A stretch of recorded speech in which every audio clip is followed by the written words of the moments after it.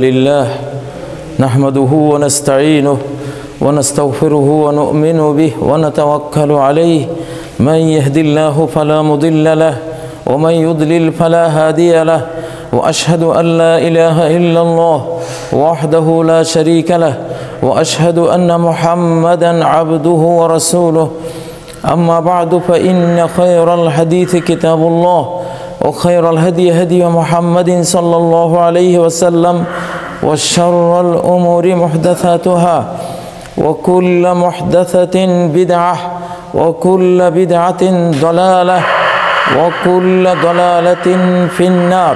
أعوذ بالله من الشيطان الرجيم. بسم الله الرحمن الرحيم. إنما المؤمنون إخوة فأصلحوا بين أخويكم واتقوا الله لعلكم ترحمون. ويقول عز من قائل إن هذا أخي له 99 نعجة ولي نعجة واحدة فقال أكفلنيها وعزني في الخطاب. সমস্ত প্রশংসা নিবেদন করছি আল্লাহ রাব্বুল ইজ্জতুল জালালের জন্য, যিনি তার ঘরে আমাদেরকে এই জুমার দিনে, সপ্তাহের শ্রেষ্ঠতম দিনে, সপ্তাহের ঈদের দিনে, সাপ্তাহিক সার্বক্ষণিক ইবাদতের দিনে এখানে সমবেত হওয়ার তৌফিক দিয়েছেন। আলহামদুলিল্লাহ। সালাতু সালাম প্রেরণ করছি মুহাম্মদ সাল্লাল্লাহু আলাইহি ওয়াসাল্লামের প্রতি, যিনি সকল কল্যাণের পথ আমাদেরকে প্রদর্শন করেছেন, সকল অকল্যাণের পথ সম্পর্কে আমাদেরকে সতর্ক করেছেন। সম্মানিত মুসলিয়ানে কেরাম, আজকে আমার খুতবার বিষয় হলো আল উখুওয়াতুল ঈমানিয়াহ, ঈমানি ভ্রাতৃত্ব। আমরা বিশ্বব্যাপী মুসলিম উম্মাহ, একটি উম্মাহ। এখন যারা বেঁচে আছি ঈমানদার, প্রত্যেককে এটা ভাবা ফরজ যে আমাদের মুসলিমদের মধ্যে কোনো ভেদাভেদ চলবে না। লা ফাদলা লি আরবি আলা আজামি ওয়ালা লি আজামি আলা আরবি। কোনো আরবীয় ব্যক্তির কোনো মর্যাদা নেই অনারবীয় ব্যক্তির উপর, অনারবীয় ব্যক্তিরও কোনো মর্যাদা নেই আরবীয় ব্যক্তির উপর। ওয়ালা লি আবিয়াদ আলা আসওয়াদ। কোনো শ্বেতাঙ্গের কোনো মর্যাদা নেই কৃষ্ণাঙ্গের উপর। ওয়ালা লি আসওয়াদ আলা আবিয়াদ। কৃষ্ণাঙ্গেরও কোনো মর্যাদা নেই শ্বেতাঙ্গের উপর। ইল্লা বিত্তাকওয়া। মর্যাদা যদি নিরূপণ হয়ে থাকে, হওয়ার কোনো বিষয় থাকে, মানদণ্ড থাকে, সেটি হলো তাকওয়া। যার হৃদয়ে আলা ইন্নাত তাকওয়া হাহুনা, তাকওয়া এখানে, তাকওয়া এখানে। নবীজি বলেছেন তাকওয়া এখানে। তাকওয়ার ভিত্তিতে মানুষ শ্রেষ্ঠ হয়, সে শ্রেষ্ঠত্ব নিরূপণ করেন আল্লাহ তাবারাকা ওয়া তাআলা নিজে। কিন্তু ধর্ম, বর্ণ, গোত্র, ভৌগোলিক সীমারেখা ইত্যাদি এসব কিছু দিয়ে মানুষের মধ্যে কোনো পার্থক্য নেই। বিশেষ করে মুমিনদের মধ্যে কোনো রকমের কোনো পার্থক্য করা নিষিদ্ধ। তাকওয়া, ফজিলত ইত্যাদি দিয়েই মর্যাদার একমাত্র পার্থক্য হতে পারে, সেটা আন্তরিকতা আরও বাড়িয়ে দেবে। আজকের মুসলিমরা ৭৩ দলে বিভক্ত সারা বিশ্বে। এটা আমাদের সবচেয়ে বড় সমস্যা। বিশ্ব নেতৃত্ব থেকে আমরা বিচ্যুত হয়েছি আমাদের এই বিচ্ছিন্নতাবাদের কারণে, ভাতৃঘাতী সংঘাতের কারণে। আল্লাহ তাআলা কোরআনে কারিমে মুমিনদের কথা বলতে গিয়ে বলেছেন, মুমিনরা কেমন হবে? একজন মানুষকে কখন ঈমানদার বলে আখ্যায়িত করা যাবে, বোঝা যাবে যে সে একজন মুমিন? সূরা আল হুজুরাতের 10 নম্বর আয়াতে আল্লাহ বলেছেন ইন্নামাল মুমিনুনা ইখওয়া। ইন্না মানে নিশ্চয়ই, ইনডিড, কোনো ডাউট ছাড়া। আর মা মানে আর কিছু হবে না। ইন্না মানে নিশ্চয়ই এটাই হবে, মা মানে আর কিছুই হবে না। ইন্নামা, এই আয়াতে যা বলা হয়েছে সেটাই বাস্তব, সেটাই সত্য, সেটাই হবে। এই ছাড়া আর কোনো ব্যত্যয় ব্যতিক্রম হবে না। কোন বিষয়ের কোনো ব্যতিক্রম হবে না, কোনো খেলাফ হবে না। কি সেটা? যে আল মুমিনুনা ইখওয়া, যারা মুমিন, যাদের ভেতরে ঈমান আছে, যদি কারো ভেতরে ঈমান থাকে তাহলে সে সকল ঈমানদারদেরকে ভাই মনে করবে, হৃদয় প্রাণ দিয়ে, হৃদয়ের গভীর থেকে কঠিনতমভাবে তার আরেক মুসলিম ভাইকে সে আপন ভাই মনে করবে। এর কোনো ব্যত্যয় ব্যতিক্রম হতে পারবে না। যদি ব্যতিক্রম হয় বুঝতে হবে তার ঈমানের মধ্যে ত্রুটি আছে, সে আসলে আল্লাহকে পুরোপুরি বিশ্বাস করে না, আল্লাহকে সে ভক্তি করে না। যদি ভক্তি করত, আল্লাহকে পুরো বিশ্বাস করত, তাহলে আরেকজন ব্যক্তি যে আল্লাহকে বিশ্বাস করে, আল্লাহকে ভক্তি করে, সে কেন তার সাথে সংঘাত বাঁধালো, তাকে আপন করে নিল না? নিশ্চয় এখানে সমস্যা আছে, এটা বোঝা যাবে। আল্লাহ বলছেন ইন্নামাল মুমিনুনা ইখওয়া, এটি একটি ভয়ঙ্কর আয়াত। মুমিনরা সবাই ভাই ভাই, পরিচয় হবে আমরা মুমিন, আর মুমিন হলেই সে আমার ভাই। মুমিন হওয়া মাত্র আমার মায়ের পেটের ভাই, সহোদর ভাইয়ের চেয়েও আরো বড় ভাই সে। পৃথিবীতে সবচেয়ে কঠিন সম্পর্ক হলো ধর্মীয় সম্পর্ক, ধর্মের বাঁধন, ইসলামের বাঁধন, ঈমানের বাঁধন। পৃথিবীর সকল বন্ধন ছিন্ন হতে পারে, ঈমানের বন্ধন কখনো ছিন্ন হতে পারে না, হবে না। আমরা এক দেশে বাস করি, বাংলাদেশি, বাঙালি বন্ধন, এটা দুনিয়াতেই টিকে না। কবরে হাসরে গেলে কোথায় উড়ে যাবে? কিছুই থাকবে না, কিছুই থাকবে না। একই কলেজে পড়ি, ইউনিভার্সিটিতে পড়ি, বন্ধন টিকবে না। মাতৃত্বের আর সন্তানের সম্পর্ক, তিনি মা আমি সন্তান, এই সম্পর্ক টিকবে না। তিনি পিতা আমি তার সন্তান, এই সম্পর্ক টিকবে না। তিনি ভাই আমি তার ভাই, টিকবে না। ও আমার স্ত্রী আমি তার স্বামী, টিকবে না। সূরা আবাসের মধ্যে আল্লাহ বলেছেন ইয়াউমা ইয়াফিরুল মারউ মিন আখি, যেদিন ব্যক্তি তার ভাই থেকে পালিয়ে যাবে। কিসের সম্পর্ক? কোনো পরিচয় দেবে না। ওয়া উম্মিহি ওয়া আবি, তার মা থেকে পালিয়ে যাবে। ও আবি, তার পিতা থেকে পালিয়ে যাবে। ওয়া উম্মিহি ওয়া আবি লিকুল্লি ইমরিইম মিনহুম শাআনুন ইউগনি, সেদিন প্রত্যেকেরই এমন একটা অবস্থা, সেই অবস্থা নিয়েই সে এত বেশি ব্যস্ত থাকবে, আরেকজনকে নিয়ে ভাববার কোনো সময় সুযোগ সে পাবে না। ওয়াতাকাত্তাত বিহিমুল আসবাব, সেদিন সকল সম্পর্ক সূত্র ছিন্ন ভিন্ন হয়ে যাবে, কোনো পরিচয় নেই। অসময়ে হায় হায় কেহ কারো নয়, সেদিন কেহ কারো নয়, একমাত্র আল্লাহ বিশ্বপতি, যিনি সকল সময়ে বন্ধু, সকলের তিনি।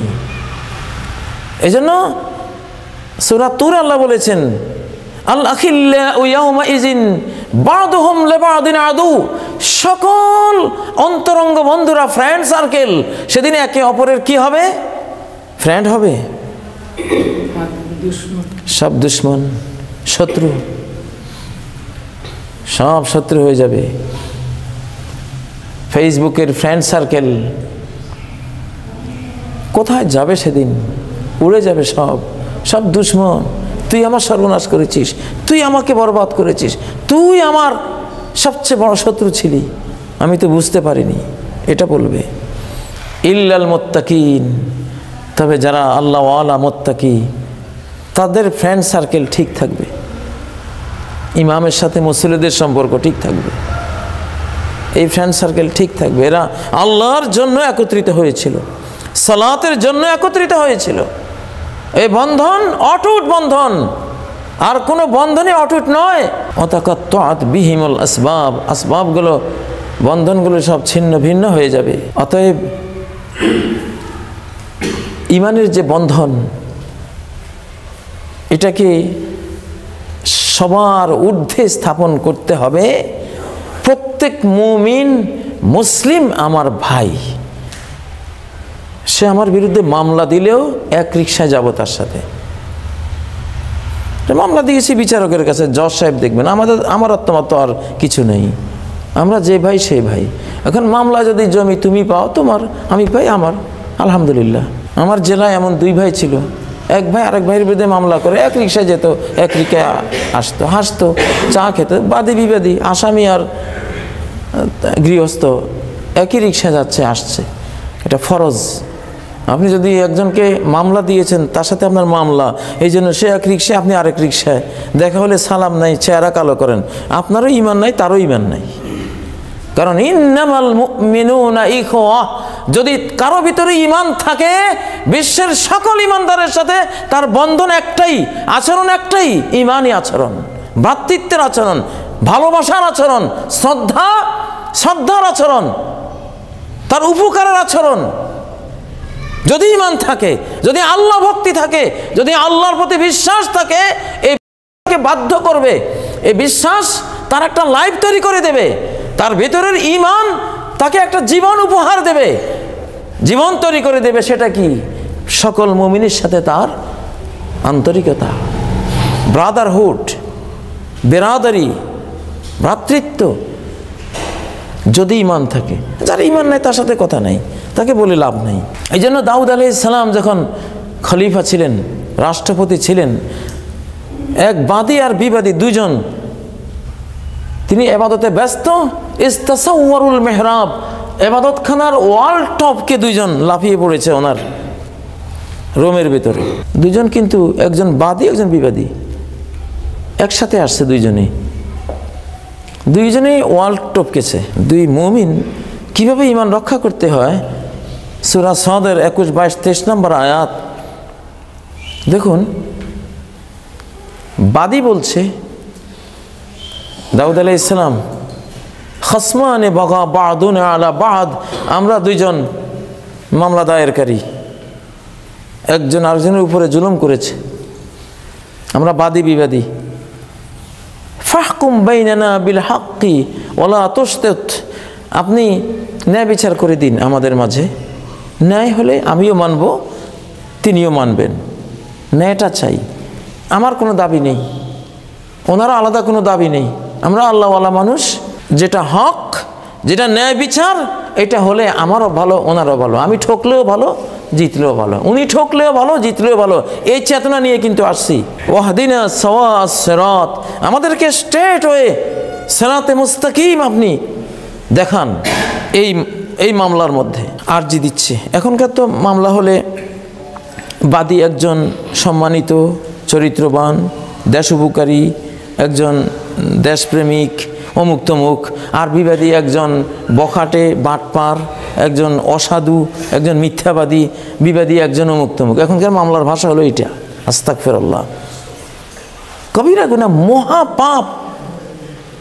বিচার ছাড়াই আপনার একজন ভাইকে আপনি এইভাবে উপস্থাপন করলেন, আস্তাগফিরুল্লাহ। কোরআনে সূরা সাদের 21, 22, 23 আয়াতে দেখুন মামলা কি লেখা হচ্ছে, যে ইন্না হাযা আখি, এতে কোনো সন্দেহ নাই যে জজ সাহেব, হাযা আখি, এ কিন্তু আমার ভাই, আমি যার বিরুদ্ধে এখন মামলা দিচ্ছি আপনার এখানে, আপনি মনে করবেন না তার সাথে আমার কোনো শত্রুতা আছে, আমার ভাই, আমার প্রাণ, আমার প্রাণের টুকরো, সে একজন আমার ভাই, মাই ব্রাদার।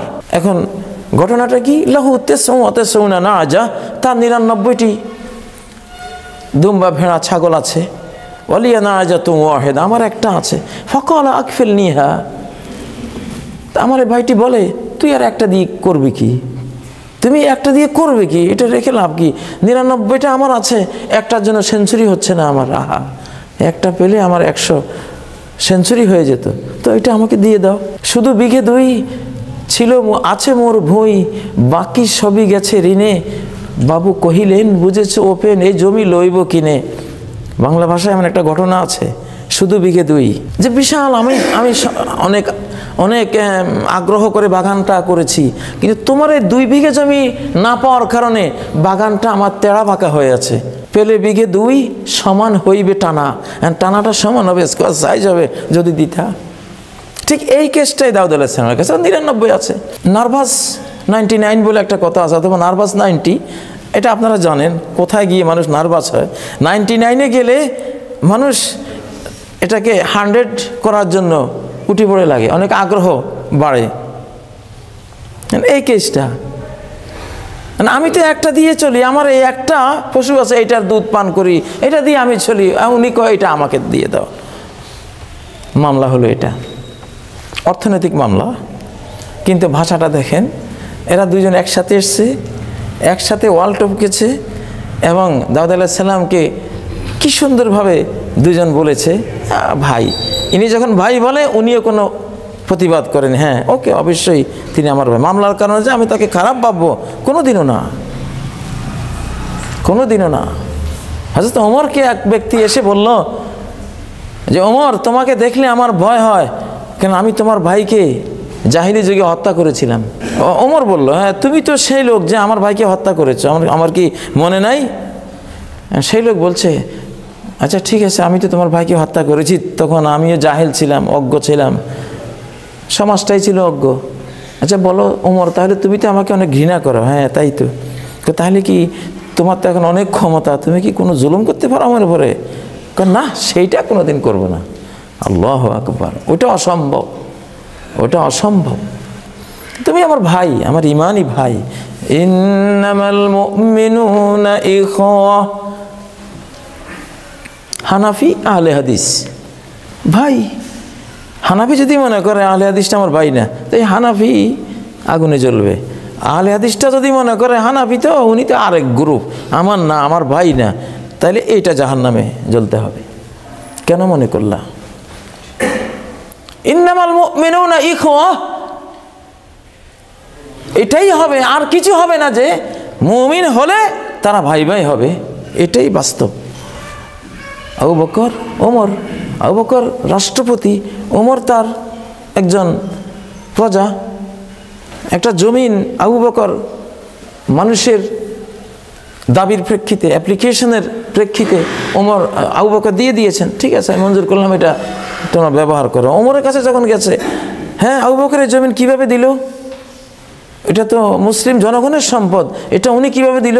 আবু বকরের কাগজটা স্বাক্ষর করা, রাষ্ট্রপ্রধানের স্বাক্ষর করা রাষ্ট্রীয় দলিলটা ওমর ছিঁড়ে ফেলে দিল। এখনকার দুনিয়া হলে তো ফাঁসি হয়ে যেত ওমরের, ওমরের ফাঁসি হয়ে যেত।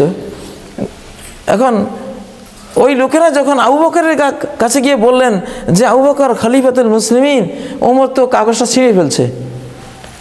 আবু বকর বলে কি, এই জন্য তো আমি ওকে বলেছিলাম যে এই দায়িত্বটা তুমি পালন করো, তুমি এগুলির ব্যাপারে স্ট্রং, শক্তিশালী, আমি দুর্বল মানুষ, আমার কে কি বুঝায়। ওমর তোমাকে তো এই জন্য বলেছে দায়িত্বটা তুমি নাও।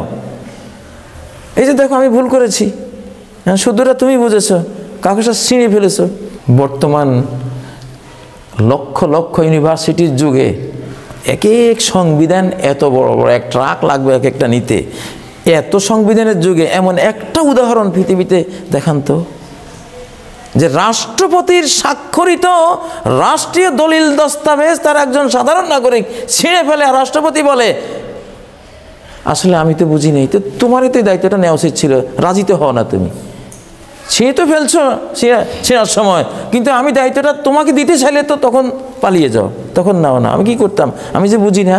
ইন্নামাল মুমিনুনা ইখওয়া, এটা আমি ফরজ নফল ওয়াজ করছি না, এটা ফরজ, নফল বিধান না, এটা ফরজ। একজন মুমিনকে ভাই বলে শ্রদ্ধা করা, সম্মান করা, তাকে সাহায্য করা, তাকে জুলুম না করা, তাকে শত্রুর হাতে অর্পণ না করা। লা ইয়াজলিমুহু ওয়ালা ইয়াখযুলুহু ওয়ালা ইয়াহকিরুহু ওয়ালা ইউসলিমু, তাকে জুলুম করবে না, সে সাহায্য চাইলে তাকে বঞ্চিত করবে না, তাকে শত্রুর হাতে তুলে দেবে না, তাকে কখনো ইনসাল্ট করবে না, বিদ্রুপ করবে না, ইজ্জত হানি করবে না। এই আয়াতে যদি আমি আইনি ভাষায় ব্যাখ্যা করি, অনুবাদটা করি, তাহলে অনুবাদটা এমন হয় যে তুমি কখনো মুমিন হবে না যাবৎ তোমার পরিচয় হবে এটা যে তুমি বিশ্ব মুমিনদের একজন সদস্য, একজন ভাই। যদি মুমিন হতে চাও তোমার পরিচয় হবে এইটা, ইন্নামাল মুমিনুনা ইখওয়া। তুমি যদি ভাগ করো, আমি হানাফি, উনি শাফি, উনি মালিকি, বোঝা গেল ঈমান ঠিক নেই। এগুলি বললা কেন? ইন্নামাল মুমিনুনা ইখওয়া, গোটা মুসলিম বিশ্বটা এক প্রাণ, এক দেহ, এরা ভাই, এদের একটাই সম্পর্ক, এরা ভাই, একে অপরের ভাই, এরা ভাই বোন। এই জন্যই ইটালির আমোরিয়া শহরে যখন একজন মুসলিমা বোন খ্রিস্টানদের দ্বারা আক্রান্ত হয়েছিল, ওয়া মুতাসিমা, হে খলিফা মুতাসিম বলে চিৎকার করেছিল। তিনি একজন মুসলিম, ইটালিতে থাকে, মুসলিমা বোন, মুতাসিম বিল্লাহর রাষ্ট্রের নাগরিকও না, খ্রিস্টান রাজ্যে উনি আছেন। চিৎকার দিয়েছিলেন যে আমাকে এরা নির্যাতন করছে, তুমি কোথায়? গোয়েন্দা মারফত ওই সংবাদ মুতাসিম বিল্লাহ যখন পার্লামেন্ট মিটিংয়ে বসা, জাতীয় সংসদের অনুষ্ঠানে বসা, তখন গোয়েন্দারা আর কানে দিয়েছে যে একজন বোন আর্তনাদ করে বলেছে, ওয়া মুতাসিমা, হে মুতাসিম, কোথায় তুমি? এই প্রেসিডেন্ট সেখান থেকে লাব্বাইক বলে চিৎকার দিয়ে দাঁড়িয়ে গেছে, আমি হাজির তোমার ডাকে। ওখান থেকে আর ঘরে যায় নাই, যুদ্ধে রওনা দিয়েছে। বাগদাদ থেকে ইটালি একটা বাহিনী অর্ডার করেছে, যেই বাহিনীর এক মাথা ইটালিতে পৌঁছবে আর এক মাথা বাগদাদে থাকবে। এটার নাম মুসলিম। নবীজির এক সাহাবীকে রোমান সাম্রাজ্যের ওরা হত্যা করেছিল। তিনি 3000 বাহিনী, সৈন্যবাহিনী 3000-এর একটা বিরাট বাহিনী তৈরি করে পাঠিয়েছেন, প্রতিশোধ নেব। আমার একজন মানুষকে কেন অন্যায়ভাবে হত্যা করলো, হোক না সে বৃহৎ শক্তি, সেই যুগের পরাশক্তি, যুদ্ধ ঘোষণা করেছে। সাহাবারা গেলেন 3000, ওরা পাঠালো 1 লাখ, পরে 2 লাখ। সেই যুদ্ধেই হযরত খালিদ বিন ওয়ালিদ 9টা তলোয়ার ভেঙেছিলেন এবং 3000 বনাম 2 লাখ বিজয়ী হয়ে ফিরে আসছিলেন। এই উপমহাদেশে আজকে যে আমরা কালেমা পেয়েছি, লা ইলাহা ইল্লাল্লাহ পেয়েছি, এটাই ভ্রাতৃত্বের এই অনুভূতির হাত ধরেই লা ইলাহা ইল্লাল্লাহর পতাকা এই উপমহাদেশে আগমন করে। সেই বোধ না থাকলে আমরা আজকে গোবর পূজা করতাম, আমরা গোবর পূজা করতাম, কিন্তু সেই বোধ তাদের মধ্যে ছিল। যে করাচি বন্দরে শ্রীলঙ্কা হজে যাচ্ছিল একটা যাত্রী দল, হাজি, তখন হজের জন্য রওনা দিতে হতো 3 মাস 4 মাস 5 মাস আগে। তারা যাচ্ছিল, করাচি বন্দরে এসে তাদের জাহাজ লুণ্ঠন করলো। তখন এটা সিন্ধু প্রদেশ ছিল, সিন্ধু প্রদেশের ডাকাতরা, জলদস্যুরা হানা দিল। মুসলিমা 2 জন বোন ছিল, সেই 2 বোনকে তারা কিডন্যাপ করে নিয়ে আসলো। ওই 2 বোন আক্রান্ত অবস্থা, কিডন্যাপ অবস্থায়, কালি তো পায়নি, কি দিয়ে লিখবে, গায়ের রক্ত বের করে চিঠি লিখেছিল। সেই চিঠি একজন কোনো কৌশলে মুসলিম গোয়েন্দার কাছে দিয়েছিল যে ইরাকের গভর্নর হাজ্জাজ বিন ইউসুফকে দাও। ওই চিঠি পাওয়ার সাথে সাথে ইরাকের গভর্নর 7000 সৈন্যবাহিনী দিয়ে 2 বোনকে উদ্ধারের জন্য মোহাম্মদ বিন কাসেম, তার 17 বছর বয়স্ক জামাই, সেই জামাতাকে পাঠিয়েছিলেন, যাও আমার এই 2 বোনকে উদ্ধার করে আনো। রাজা দাহিরকে যখন বলল মোহাম্মদ বিন কাসেম, এটা আমাদের 2 বোনকে ফেরত দাও, তোমার জলদস্যুদের কাছে আছে ওরা। ও বলল আমি পারবো না। পারবো না? হ্যাঁ পারবো না। তাহলে যুদ্ধ? হ্যাঁ যুদ্ধ করব। ওই 2 বোনের জন্যই যুদ্ধ করে রাজা দাহির নিহত, গোটা সিন্ধু প্রদেশ মোহাম্মদ বিন কাসেমের হাতে। এটাকে বলে ভ্রাতৃত্ব। ইয়ারমুকের যুদ্ধে একজন ইনজুর্ড সৈনিক, আহত সৈনিক পানি বলে চিৎকার করলে পরে যখন তার এখানে পানি নেওয়া হলো, আরেক ভাই তখন এই পানি পান করবে, এই অবস্থা আরেকজন পানি বলে চিৎকার করলো।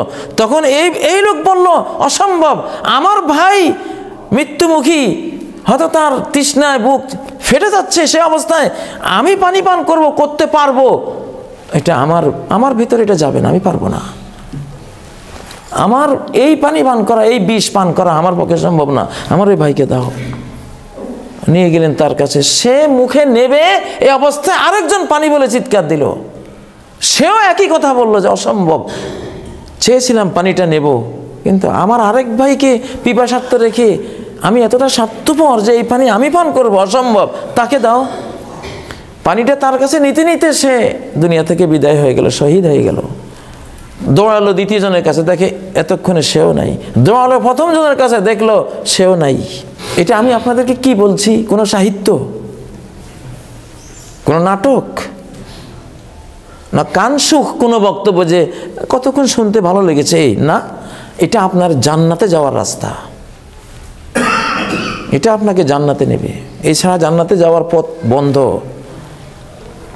জাহান্নামের রাস্তা খোলা। এই উম্মতের অনেক ইমাম, খতিব, প্রধান বক্তা, ওয়াইজ, ওলি আল্লাহ টাইপের মানুষ, এরা জাহান্নামে যাবে শুধু উম্মতকে ভাঙ্গার কারণে। কেন ভাঙলা? কি হলো তোমার? কেন হানাফি, শাফি, হাম্বলি, মালিকি দ্বন্দ্ব তৈরি করে টুকরা করে দিল আমার উম্মতকে, 4 টুকরা? অসাতাফতারিকু হাযিল উম্মাহ আলা 73 মিল্লাহ, আমার উম্মত 73 ভাগ হবে, কুল্লুহা ফিন্নার, সবাই জাহান্নামে যাবে, ইল্লা ওয়াহিদা, একদল ছাড়া। ওই একদল কারা? ওয়াহিয়াল জামাআহ, যারা ইউনাইটেড উম্মায় বিশ্বাসী, ইজতিমা বিশ্বাসী, ইউনাইটেড, ঐক্যবদ্ধ মুসলিম উম্মাহ, কোনো ভাগ বাটোয়ারা নেই। গাজীপুর হাজিপুর নেই, সব এক। বাংলাদেশ আর সৌদি আরব, ইরান, আফগানিস্তান, তুরান, এগুলি নেই, সব এক, সব এক। এই জন্য মুসলিম রাষ্ট্র একটা। অর্ধ পৃথিবী করেছ শাসন, ধুলার তখ্তে বসি। অর্ধ পৃথিবী, এর কত জাতি, কেউ বাঙালি, কেউ আরবি, কেউ হিন্দি, কেউ ফার্সি, কেউ উর্দু, কেউ এটা, কেউ সেটা, কত বর্ণ, গোত্র, ভৌগোলিক সীমারেখার মানুষ, সব এক ইমানের বন্ধনে এক। মুসলিমদের ওই ঐক্যের এই বিজ্ঞান, রাষ্ট্রবিজ্ঞানকে চুরি করেছে আমেরিকানরা, ব্রিটিশরা। এদের বিরুদ্ধে যুদ্ধ করতে করতে দেখলো এরা এক। তুরস্কের ইসলামী সাম্রাজ্য 3.5 মহাদেশ, এশিয়া, আফ্রিকা, ইউরোপ, আমেরিকারও বিশাল অংশ সহ এক জাতি হয়ে আছে। ওরা প্রথম বিশ্বযুদ্ধে আমাদেরকে হারিয়ে দিয়ে কি করলো? আমাদেরকে 57 রাষ্ট্রে 57 টুকরা করে দিল। আর 52 রাষ্ট্র মিলে মার্কিন যুক্তরাষ্ট্র এক হয়ে গেল। আমাদের যেটা ছিল সেটা ওরা নিল, ওদের যেটা ছিল আমাদেরকে দিল। ইনশাআল্লাহ এই পরিবেশটি সামনে আসতেছে, তৈরি হবে। মাসালুল মুমিনিনা ফি তাওয়াদ্দিহিম ওয়া তাআতুফিহিম ওয়া তারাহুমিহিম, মুমিন তাদের ভালোবাসা, দয়া মায়া, একের সাথে অপরের সম্পর্কের দিক থেকে কামাসালিল জাসাদিল ওয়াহিদ, একটা বডি, বাস ওয়ান বডি। এরা এই যুগে যদি কেউ তার হৃদয়কে এইভাবে তৈরি করে, ইনশাআল্লাহ তার জান্নাতের পথ পুরাপুরি খোলা। ইনশাআল্লাহ আল্লাহ তাকে জান্নাতে নেবেন। আজকে সামান্য কিছু নিয়েই আমরা বিভেদে জড়িয়ে পড়ি, অথচ মামলা করে, কোরআন বলছে মামলা করে একসাথে গিয়েছে, ভাই বলে সম্বোধন করেছে। হত্যাকারী আমার বাবাকে, আমার ভাইকে যদি কেউ হত্যা করে, সে আমার ভাই। ওই অবস্থায়ও ঈমানি বন্ধন ছিন্ন হবে না। হত্যাকারীও ভাই। ফামান উফিয়া লাহু মিন আখিহি শাইউন, হত্যাকারীকে তার ভাইয়ের পক্ষ থেকে, নিহত ব্যক্তির তার আত্মীয়রা যারা আছে, নিহতের আত্মীয়রাও এর ভাই, আখিহে, তার ভাই, ব্রাদার, হিজ ব্রাদার।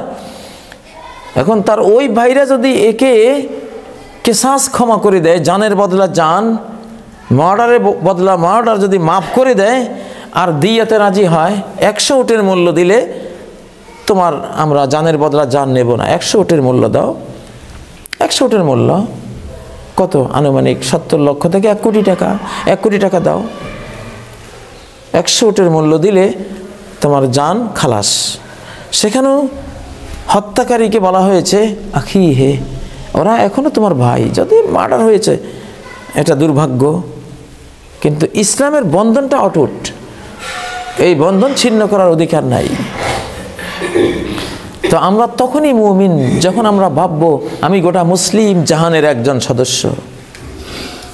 আমি যদি ভাবি আমিও অমুক দল, আপনি তো ওই দল, আপনার সাথে জীবনেও আমার মিলবে না, আপনিও জাহান্নামে যাবেন, সেও শুধু এই ধারণার কারণে জাহান্নামে যাবে। কেন এটা করলা? তোমরা তো ভাই ভাই, আপনি এই দেশের, আমি ওই দেশের, আপনি মালয়েশিয়ান, আমি বাংলাদেশের, অতএব আমরা দুই। এই যদি কেউ মনে করে দুইজনের জাহান্নামের হুমকি আছে। কেন এটা মনে করলা? আমাদেরকে ভৌগোলিক সীমারেখার বিভিন্নতা আমাদেরকে বিভিন্ন করবে না।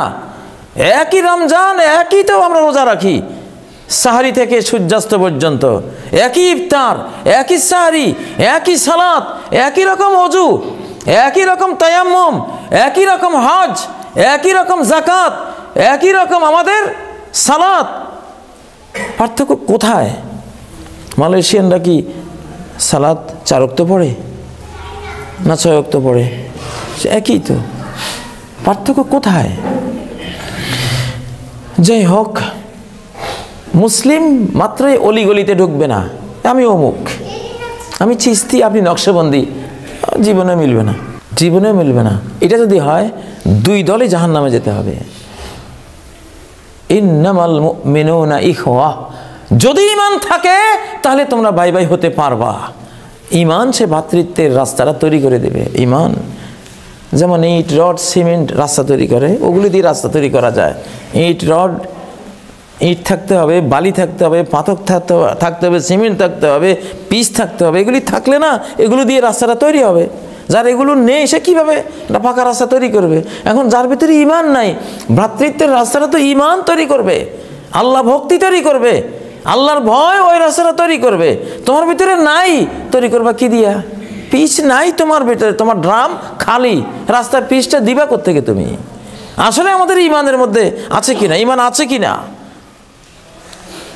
বা থাকলেও কি পরিমাণ আছে? ড্রামের তলায় একটু পিচ থাকলে এটা রাস্তায় ঢাললো কি পড়বে? আজকে ভ্রাতৃত্ব তৈরি হয় না ঈমানের আমাদের ত্রুটি, ঈমানহীনতার কারণে। আগামী বিশ্বটা হবে মিরাকল টু মিরাকল, অলৌকিক দিয়ে অলৌকিককে মোকাবেলা। অস্ত্রের কোনো বিশ্ববিজয়ী ভূমিকাই থাকবে না। যুদ্ধ হবে, পরমাণু, অ্যাটম বোম, এটা সেটা যুদ্ধ হবে। যুদ্ধের পরে যে পর্বটা আসতেছে টোটাল মিরাকল দিয়ে মিরাকলকে মোকাবেলা। দাজ্জাল আকাশে কমান্ড করবে, বৃষ্টি দাও, ইয়ামুরুস সামা ফাতুমতির, আকাশকে বলবে বৃষ্টি দাও, বৃষ্টি দেবে। যেহেতু এই গ্রামের মানুষ তাকে মেনেছে, তাকে মাবুদ বলে, আল্লাহ বলে স্বীকার করেছে, অতএব ইয়ামুরুস সামা ফাতুমতির। আর আপনি কি? আপনি মুমিন, আপনি দাজ্জালকে মানেন নাই। ফায়াদউনাহু ফায়ারুদ্দুনা আলাইহি কাওলা, এই যখন গ্রামবাসীকে তার ইবাদতের দিকে ডাকবে, গ্রামবাসী অস্বীকার করবে, ফাসবাহু মুমহিলিন লাইসা লাহুম শাই, তারা একেবারে কপর্দক শূন্য, তাদের ঘরের ভাতের পাতিল্লা সহ দাজ্জালে ভিজে দৌড়াচ্ছে। মুড়ি, টিন, গুড়ের পাত্র শুদ্ধ যা আছে সব দাজ্জালে ভিজে ছুটছে, তাদের ঘরে কিছুই নেই। মিরাকল, অলৌকিক বিষয়। কি দিয়ে মোকাবেলা করব? আরেকটা অলৌকিক, আরেকটা মিরাকল লাগবে। তা'মুহুমুত তাসবিহ ওয়াত তাহমিদ ওয়াত তাহলিল ওয়াত তাকবীর। এমন ঈমান এদের হৃদয়ে তখন থাকবে, সুবহানাল্লাহ বলবে পেট ভরে যাবে, আলহামদুলিল্লাহ বলবে পেট ভরে যাবে, আল্লাহু আকবার বলবে পেট ভরে যাবে। সেদিন ঘরে পাক শাক লাগবে না। বেটা তুই এমন মিরাকল দেখালি যে তুই হেঁটে যাচ্ছিস, আমার ঘরের মুড়ির টিন, খাট, পালং, ড্রাম ড্রুম সব তোর ভিজে ছুটছে, এত বড়। তা আমার কি নাই? আমার আল্লাহ দিয়েছে, সুবহানাল্লাহ পড়লাম। তুই ওগুলো নিয়ে যা, আমার খাদ্যই লাগবে না আর। আমার তাসবিহ, আমার তাহলিল, আমার তাকবীর আমার পেট ভরিয়ে দেবে, আমার পিপাসা মিটিয়ে দিবে।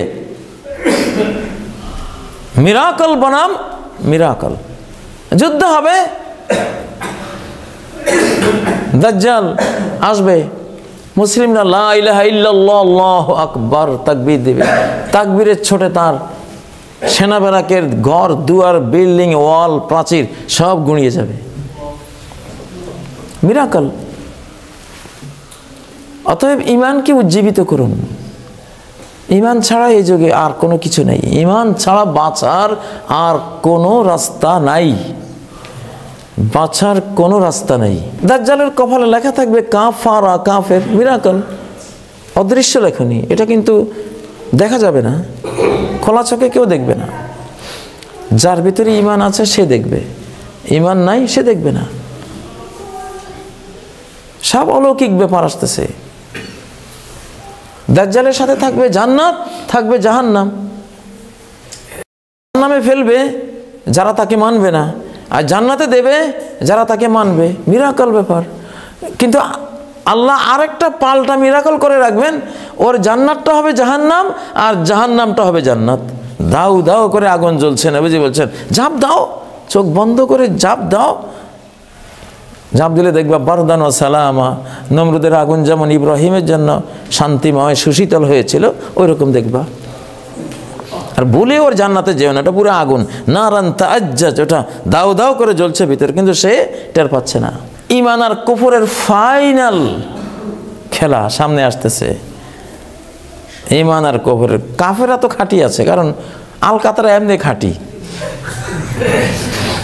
ওরা তো খাঁটি কাফের। আমরা আর আপনারা, আমাদের সমস্যা আছে।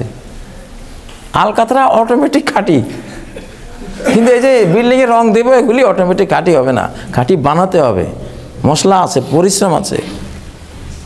আমাদের খাঁটি হলে পরিশ্রম করতে হবে। আল্লাহ তাআলা আমাদেরকে খাঁটি মুমিন বানাবার তৌফিক দান করুন। এই মাদ্রাসাটি আসলে তৈরি করছি ওই খাঁটি মুমিন বানাবার জন্যই। আগামী অলৌকিক মিরাকল, বিশ্ব মিরাকল সব ধ্যান ধারণা আসবে, যুদ্ধ আসবে, মোকাবেলা আসবে, হার্ট ইমানের বল, লা ইলাহা ইল্লাল্লাহর এই মহা অনন্ত বলকে কাজে লাগাতে হবে। কোরআন শিক্ষার আয়োজন চলছে এখানে, ইনশাল্লাহ সবাই কোরআন শিখবেন। এখানে শুধু শিশুরা পড়বে না, সবাই পড়বে। গাছপালারও যদি পড়বার ক্ষমতা থাকতো এদেরকেও পড়াই দিতাম আমি, কিন্তু ওরাও পড়ে, ওরা জানে, গাছপালারও পড়ে, গাছেরাও বুঝে, অনুভূতিশীল। চোরকে গৃহস্থকে গাছেরা বুঝে। একটা হোটেলে একটা হীরার আংটি হারিয়ে গিয়েছিল, কেউ ধরতে পারে না, কোনো সাক্ষী নাই, শুধু একটা ফুলের টব ছিল ওখানে। এখন গোয়েন্দারা বললো এই ফুলের টবটাই দেখেছে, আংটিটা কে নিয়েছে, ওকে একে ধরো, এই ফুল গাছটাকে ধরো। কিভাবে ধরবো ওকে? সে কিভাবে আমাদেরকে কি ভাষা দিয়ে বুঝাবে যে কে চোর? পরে এই রুমে কতটা লোক এসেছিল এই কয়দিনে, সবার ডাটা বের করে সবাইকে ডেকেছে। শুধু এই ফুল গাছটার কাছে এসে বসে বসে আপনারা চলে যান, 1 মিনিট বসে আবার চলে যান, 1 মিনিট বসে চলে যান। আসতেছে যাচ্ছে, আসতেছে যাচ্ছে, আসতেছে যাচ্ছে, অনুবীক্ষণ যন্ত্র দিয়ে ফুলের প্রতি লক্ষ্য রাখছে। কোনো প্রতিক্রিয়া, কোনো রকমের চেঞ্জ ফুলের কোনো কিছুর মধ্যে দেখা যায় কিনা, তাহলে ওই লোকের ধরবো। 9 জন চলে গেল, কিছুই করলো না। 10ম ব্যক্তি আসার পরে ফুল গাছের মধ্যে সূক্ষ্ম একটা কাঁপুনি, যন্ত্রে ধরা পড়লো। খপ করে ধরলে, হ্যাঁ তুমি নিছো এটা, ফুল গাছ বলতেছে। পরে সে জিজ্ঞাসা, ঠিক আছে স্যার আমি দিয়ে দেবো, অমুক জায়গায় আছে, নিয়ে যাবেন। কুল মহাব ইয়াউমা ইজিন তুহাদ্দিসু আখবারাহা, কোরআন বলছে এই পৃথিবী তোমার সব খবর সেদিন বলে দেবে, সব গোয়েন্দা। একটা ইট তুমি দেখতেছো, ইট, এই বেটা বিশাল গোয়েন্দা, সিআইডি, কেজিবি, এটা সব খবর। তোমার এত আদরের আম গাছ, লেবু গাছ সব দেখছে, তুমি বাঁশি বাজাইছো না কোরআন শুনছো, ওরা সব দেখছে। প্রাণীরাও নিষ্প্রাণ না, ইন্টেলেকচুয়াল, সব শিক্ষিত। মহাবিশ্বের আল্লাহর সৃষ্টি, তিনি জ্ঞানী, তার প্রত্যেকটা সৃষ্টি জ্ঞানী, প্রত্যেকটা সৃষ্টি জ্ঞানী, বাঁচার কোনো উপায় নেই। ও ফুল গাছ ধরিয়ে দিয়েছে, এটা বিশ্ববিখ্যাত একটা ঘটনা বললাম। ফুল গাছের প্রতিক্রিয়া থেকে যন্ত্রে ধরা পড়েছে যে 9টা লোক আসলো, কোনো চেঞ্জ নেই। তুমি আসলো, তুমি আসার পরে ফুল গাছে ঝাঁকুনি দিল কেন? তুমি কাজটা করেছো। সে স্বীকার করলে আমি করেছি। এইভাবে ধরবেন আল্লাহ তাআলা। যাই হোক, এই জন্য বললাম যদি গাছেও যদি নিয়মিত পড়তে পারতো আমরা পড়াতাম, কিন্তু গাছ আমাদের যে পড়ার আওয়াজগুলি শুনবে এটা তারা রেকর্ড করবে যে হ্যাঁ এখানে পড়া হচ্ছে, ওরা শরীক থাকবে ইনশাআল্লাহ। আল্লাহ তাআলা মাদ্রাসাকে কবুল করুন, মসজিদকে কবুল করুন, এবং আল্লাহর বান্দাদের হৃদয়গুলো এই দ্বীনের ফুলবাগানের দিকে আল্লাহ তাআলা আকৃষ্ট করে দিন, জনাকীর্ণ করে দিন। আকুলু কওলি হাযা ওয়া আস্তাগফিরুল্লাহ লি ওয়া লাকুম ফাস্তাগফিরুহু ওয়া তুবু ইলাইহি ইন্নাহু হুয়াল গফুরুর রহিম।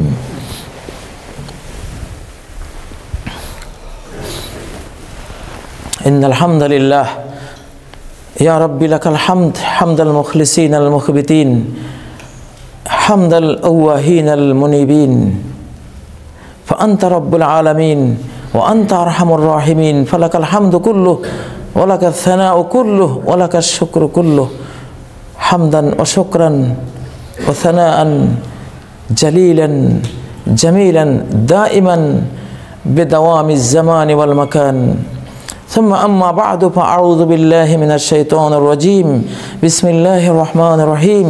إن الله وملائكته يصلون على النبي يا أيها الذين آمنوا صلوا عليه وسلموا تسليما. اللهم صل على محمد وعلى آل محمد كما صليت على إبراهيم وعلى آل إبراهيم إنك حميد مجيد.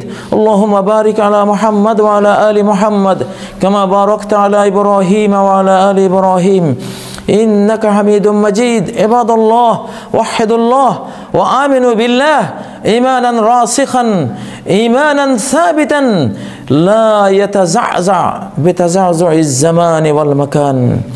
إيمان لا يزل به الأقدام، إيمان لا تعمى به القلوب، إيمان لا تعمى به الأبصار، إيمان لا تصم به الآذان. إيمانا كاملا متكاملا بشعبها كلها. يقول الرسول صلى الله عليه وسلم الإيمان 70 شعبة فأفضلها قول لا إله إلا الله وأدناها إماطة الأذى عن الطريق والحياء شعبة من الإيمان.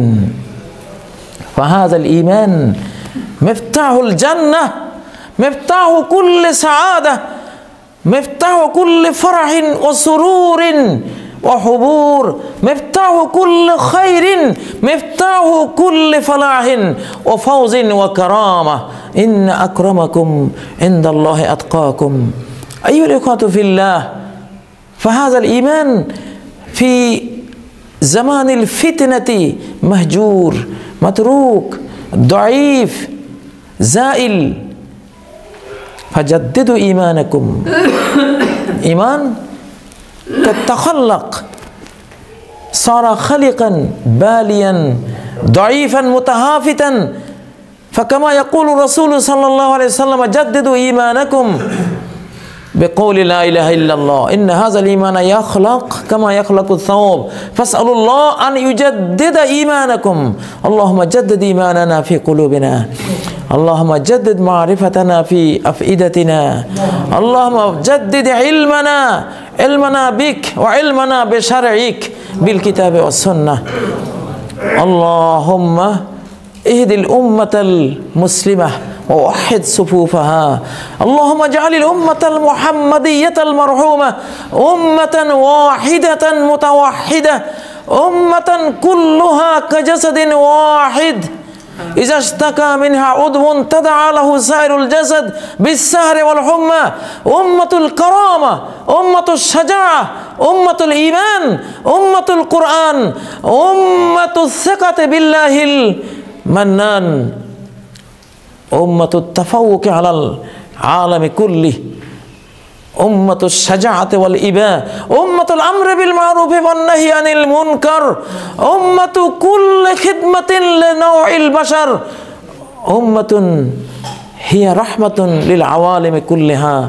اللهم فاجعل هذه الأمة أمة قائمة بأمر الله، أمة تالية لكتاب الله، أمة تابعة لسنة رسول الله صلى الله عليه وسلم. اللهم ارحمنا واغفر لنا، اللهم ارحم والدينا، رب ارحمهما كما ربياني صغيرا. اللهم اغفر لجميع المؤمنين والمؤمنات الأحياء منهم والأموات. اللهم شتت شمل الكفار ومزق جمعهم ودمر ديارهم وخرق بين كلماتهم. اللهم يتم من أيتم أولاد المسلمين وأرمل من أرمل نساء المسلمين. اللهم حرك من حرك بيوت المسلمين. اللهم مزق من مزق جمع المسلمين. اللهم دمر من دمر ديار المسلمين. أعوذ بالله من الشيطان الرجيم بسم الله الرحمن الرحيم إن الله يأمر بالعدل والإحسان وإيتاء ذي القربى وينهى عن الفحشاء والمنكر والبغي يعظكم لعلكم تذكرون واذكروا الله يذكركم وادعوه يستجيب لكم ولذكر الله تعالى وأعلى وأولى وأعز وأجل وأهم وأتم وأكبر